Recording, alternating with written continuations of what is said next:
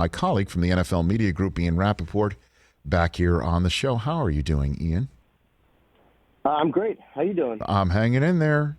So Andrew Brandt says this goes down to a showdown, that Packers not trading him and Rodgers doesn't want to show up. He could stay at home. Do you see that in your crystal ball that you don't have right now, Ian? Did we ignore Jeopardy? What about the Jeopardy factor? Well, I mean, they're going to have to choose. I'm hearing they're choosing their eventual choice very shortly. Really? Yeah. Did I get it? You did not. I have not heard your name floated, Ian. I have not. I've heard Ken Jennings a little bit more than you. Let's put it that way. That's okay.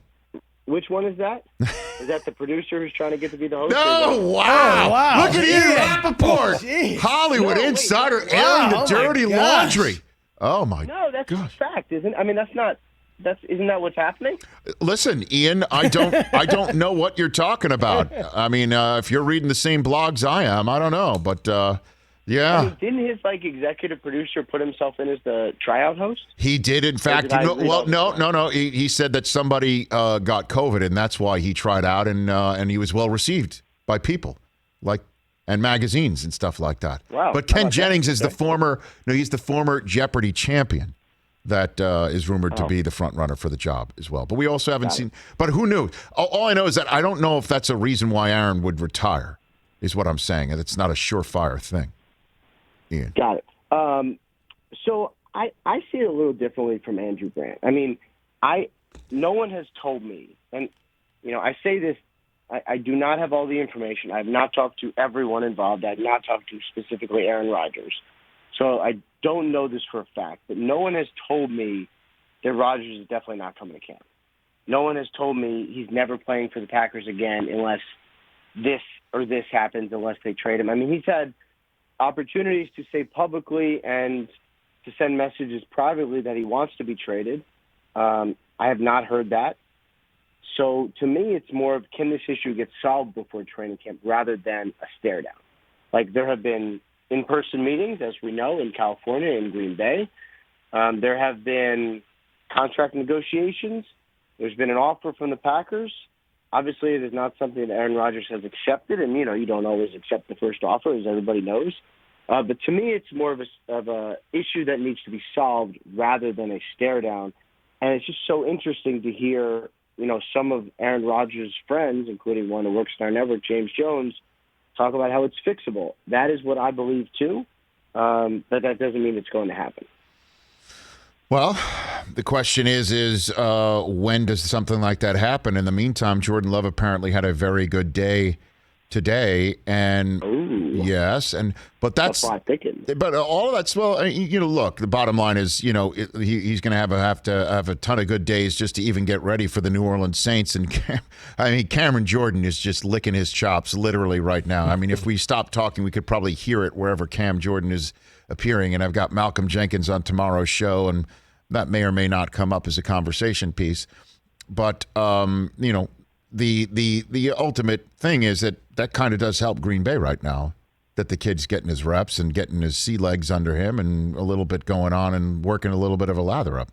That is helpful to Green Bay today. Yeah, I mean, I hate to say this because, we all have spent, the last couple of weeks wondering if Rodgers is going to show up to minicamp, and then he doesn't show up, and then we all have, we send Tom Pelissero, my esteemed colleague, to Green Bay to talk about Rodgers just not being there, and all of this is treated as something that is very important. I'm not sure I see a downside for anyone with Rodgers not being there, except maybe that he has to get fined, but sort of who cares. It's good that Jordan Love gets the reps. It's nice for the Packers to see what they have. I've talked to plenty of people who like what Jordan Love did last year, thought it's going fine, but have literally no idea how good of a quarterback he's going to be because he hasn't played in games and he hasn't gotten the reps. Nobody knows. Just like nobody knew what kind of quarterback Aaron Rodgers was going to be when he was in his second year. So more reps for Jordan Love is good. Rodgers staying out of harm's way is good. You still need to get this whole thing fixed, but I don't really get any negative anything from Rodgers not being in minicamp at all. All right, Ian Rapoport here on the Rich Eisen Show. How did the Titans wind up with Julio? Walk me through what you know and what it can potentially inform the Titans' preparedness to have a guy who might want a new contract sooner rather than later at this position. First of all, as far as the new contract, I'm not saying it's not true, but I have not heard that he's going to be asking for one after this year either. Okay. I mean, I guess anything is possible, but, a 33-year-old receiver, 2 years left on his contract, asking for a new deal when the deal at the time was maybe the best contract I've ever seen. I mean, Joey Bosa's was pretty great. There's been a couple other good ones, but, one of the best contracts in NFL history. I have my doubts on whether or not he's going to be looking for a new deal. But so before the draft, I'll walk you through quickly through the timeline. Late February, Julio Jones asked to be traded. The Falcons agreed to consider it. You get through free agency, not much happens. And then before the draft, which sometimes is when these sorts of trades can happen, teams start calling. You have teams like, the Ravens are one of them, and then they realized the contract wasn't something they wanted, and they were out, and then they drafted a couple receivers, so they were out. You had the Rams, you had the 49ers, a couple other, maybe the Patriots inquired, but it didn't seem like there was much going there. There was some teams that were interested. And then when the draft happens, when they didn't deal him by the draft, the market got smaller because some teams like the Ravens filled their needs. So this was really about, to me, the Tennessee Titans all along, because they were, as far as I can tell, the only team that offered it too. So they went a couple weeks without speaking, and the market didn't get better. So basically, before minicamp, the Falcons were like, all right, we're going to do this. It's probably going to be Tennessee because they have easily the best offer. We need a little more to do it right now. So if we can get a second plus, essentially a fifth-round pick, which is a 4 for 6 swap, we'll do it. And that the Titans upped their ante, and he's now a member of the Tennessee Titans. But to me, they were always kind of a front runner in this thing. So the question is why didn't other teams do it? I understand he's 32 and he didn't play 9 games last year, but I mean, this is a Hall of Fame talent. I mean, we've seen receivers perform well after the age of 30 before. I mean, I know that they're fewer and further between than quarterbacks at that position, or maybe even pass rushers. But I mean, God doesn't look like he's not eating right. It's kind of a head scratch. Well, and when he played last year, he was very good. Right. Yeah. And I think the biggest symbol of the whole problem with this trade market is literally on the Titans. A.J. Brown. A.J. Brown was a second rounder. He is awesome. He is going to be extremely well paid. I would say easily one of the best receivers in the NFL. And the possibility of getting a player like A.J. Brown or DK Metcalf, for instance, in the second round and having him on a very cheap contract for 4 years is extremely enticing. So people, general managers, don't want to give up a potential cheap asset for a very expensive asset who's aging. And so that's why, the trade market for these veterans is never quite what you think. To me, if Julio Jones plays 2 years and is good, then it's a great trade for the Titans. I mean, I guess if he plays 1 year and is really good, then it's probably a trade they're fine with anyway. But giving up cheap labor is something that NFL teams do not really want to do. Ian Rapoport here on the Rich Eisen Show, and Julio Jones was becoming a conversation leading up to the draft with talk about the cap hamstrung Falcons, and obviously his speakerphone appearance on FS1 sent it in a totally different orbit. We're obsessed with Rodgers quite a bit, and we used to be with Russell Wilson, which is old news according to Pete Carroll, as he said right here on this show. Deshaun Watson and his whereabouts and story is, I mean, just to say it's quiet is not even a proper statement. What is the scoop on that? Are you hearing anything on that front? Well, I do appreciate that. Kareem Jackson went on a podcast with, who was that? One of his former teammates. Was it Talib's podcast? Anyway, went on a podcast and said that Deshaun Watson told him that Denver is where he wants to be. Check with some people. Not really true. What's happening with Deshaun Watson is everyone is recruiting him. Really, everyone across the NFL is being like, hey, man, you should come join us. And it sounds like Watson is pretty open. Yeah, hey, that'd be great. Yep, would love it. Yep, we'll see what happens. Open to it. And, Kareem Jackson probably embellished that conversation a little bit for the pod.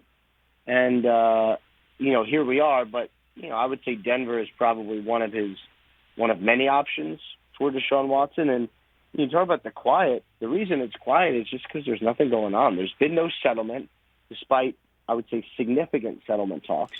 There's been nothing agreed to, and we've seen the lawyers go back and forth on that. There's still teams interested in trading him, but it hasn't happened yet, and I haven't gotten the sense the Texans have engaged with anyone at all yet. So we're just literally nowhere, and, minicamp is next week, assuming they have it, and we'll see what happens there.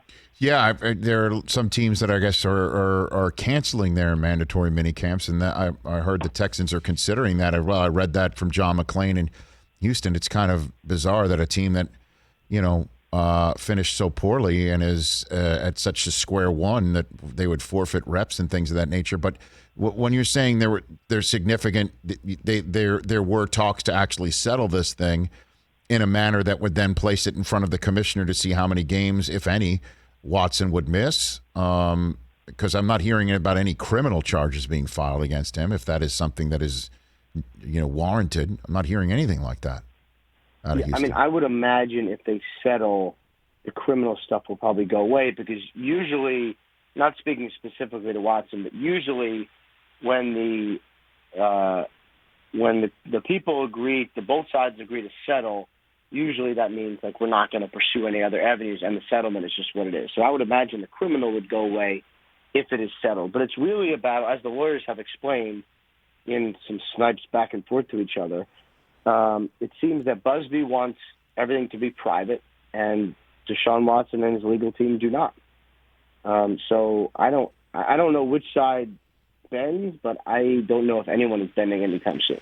All right, and last thing for you, Ian, it's so exciting to see in baseball stadiums and, hockey arenas and the NBA arenas fans. And I know the NFL says that fans are expect to be back in full, in stadiums this fall. And the NFL has basically told coaches that if they did not get vaccinated by, I believe it was Monday, the start of training camp, they would not be allowed access to players. And any coaches who are not vaccinated enjoy coaching from your office this season. And yet players are not held to the same standard.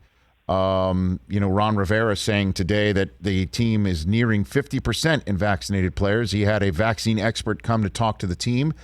And I believe part of the reason why is he's got a player in Montez Sweat who said today that he's not a fan of the COVID vaccine until I get more facts. I haven't caught COVID yet, so I don't see me treating COVID until I actually get COVID. Everybody's entitled to their own decision, which is true. But I can at least tell Montez that I haven't had a key stick to me yet. So my question for you is, why are players not, required to get vaccinated like the rest of NFL staff, best you can tell? And what is the Players Association stance on something like this prior to the season? Yeah, I mean, first of all, some of the numbers from some of the teams are honestly, Rich, like a little troubling. I don't know what's going to happen. It's so clear. Like, the NFL is not going to force players to get vaccinated, and we haven't seen a ton of businesses force their people. Maybe hospitals are a little different, but force their people to get vaccinated.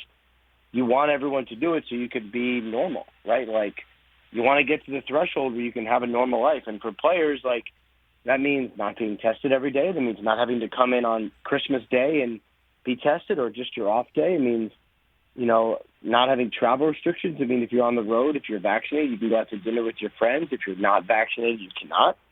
You have to wear a mask everywhere. I mean, it is highly, highly, highly incentivized for players to get vaccinated, and still plenty of them haven't. No, coaches, coaches are obviously a little older and seemingly more mature. So it is almost impossible to do your job as a coach. Almost impossible if you are not vaccinated. For a player, you can do your job. You just have to wear a mask, and it gets a little bit more difficult. So, I think the NFL and the NFLPA both are encouraging education and for players to make their own decisions. You hope everyone makes the right decision and everyone can be normal in the fall. But the way it's going, I'm not sure that's going to be the case. Ian, thanks for the time. Really appreciate it. You take care of yourself. Let's chat. Let's chat in the next couple of weeks as conditions warrant. You take care of yourself. All right. Always look forward to it, Rich. Take care, man. You're the best. That's Ian Rapoport at Rap Sheet. Hey, you watched all the way to the end. Thanks for that. Watch more right here.